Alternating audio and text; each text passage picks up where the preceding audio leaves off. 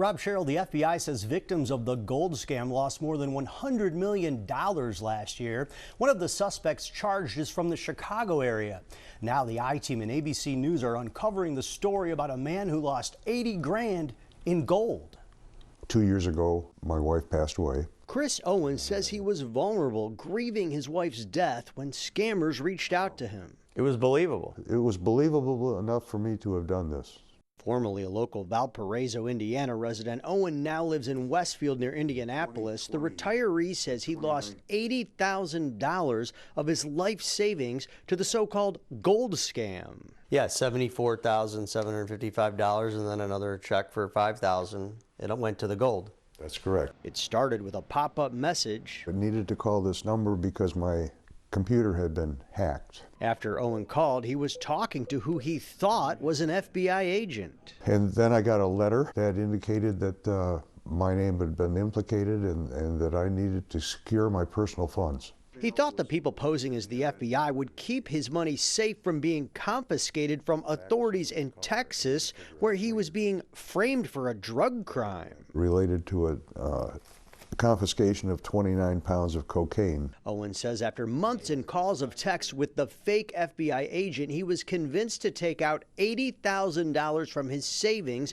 and buy gold bars. Take a picture of them and send that picture to them. Owen says the scammer then got him to drop the bars off to a courier at an area parking lot. I put the package in the back window as required. I asked for my agent. He nodded. He never said anything to me. He nodded and drove off. But the con artists were mining for more gold. He says they kept texting and sent him this official letter claiming his 80 grand in gold was safe. When they got the gold, they sent me this. And that does look like it's from the FBI. Owen got suspicious as requests for money kept coming. That's when I knew that this was a con.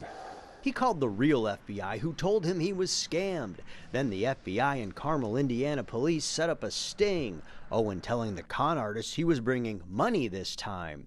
Owen made the drop and authorities followed the courier, arresting Chicago area resident 31-year-old Abdul Afan Muhammad. The U.S. Attorney's Office in the Southern District of Indiana says Muhammad was charged with conspiracy to commit wire fraud and 2 counts of wire fraud.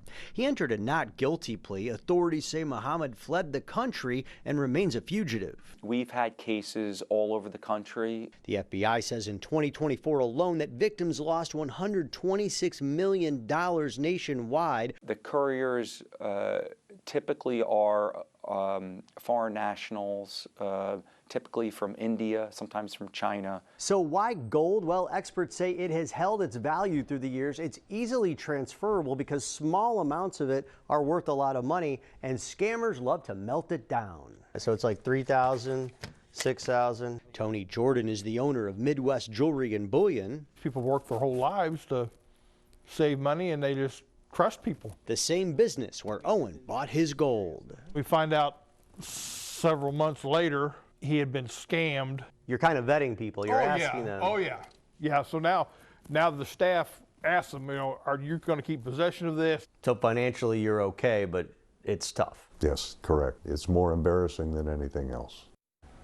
We reached out to the defense attorney for the suspect charged in this case and haven't heard back. You should never click on pop-ups on your computer. If anyone contacts you claiming to be from the FBI or any government agency, don't respond. Rob Sherrill, reach out to that government agency independently and get numbers directly from official websites.